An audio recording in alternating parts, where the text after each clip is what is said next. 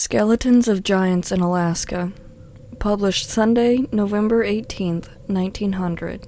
San Francisco, through the San Francisco Call. Skeletons of Giants in Alaska. Ancient cemetery uncovered in the Atlin Gold District. Special dispatch to the Call. Vancouver, November 17th. James L. Perkinson, an American miner of Atlin, arrived here today with news of the findings of a number of skeletons in an ancient Indian cemetery in the north, which is of startling scientific interest. Perkinson is one of the owners of the Yellow Jacket, a rich claim which is supposed to be the fountainhead of Pine, the principal creek in Atlin District.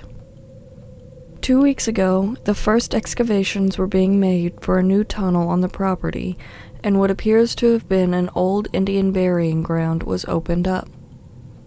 5 skeletons, nearly complete, were exhumed, and each is the set of bones that belonged to a giant of prehistoric times. One of the skeletons measures over 7 feet in length, so that the man must have been considerably over that height. Then there were 2 others of within an inch of 7 feet, and the remaining 2 were more than 6 feet in length, and the men were of gigantic frame. The altitude is high, and the ground was half frozen, so that the bones were preserved almost intact. Perkinson says that he expects if they had kept on digging, they would have found many more, as these were lying comparatively close together. The bones of the fingers and toes had crumbled away, but the finger of one skeleton hand was sufficiently strong to hold a ring of what appears to be lead or some similar base metal. The skeletons were unusually well formed, but one unique feature was that the arms were several inches shorter than ordinarily appears, while the size of the bones of the forearms was enormous in comparison to the usual models. Beside 2 of the skeletons were spears, rudely shaped with a soft metal and pointed with sharp stones. The spears were only about 3 feet long and 5 inches thick at the top, tapering at the lower end.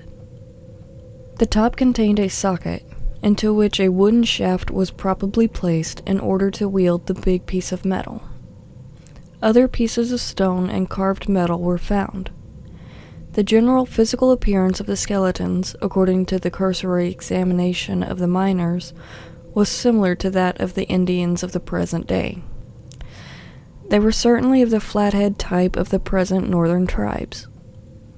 That the burying place is of ancient origin is evidenced by the fact that the Indians say none of their tribesmen have lived within 50 miles of this place as far back as stories have been handed down.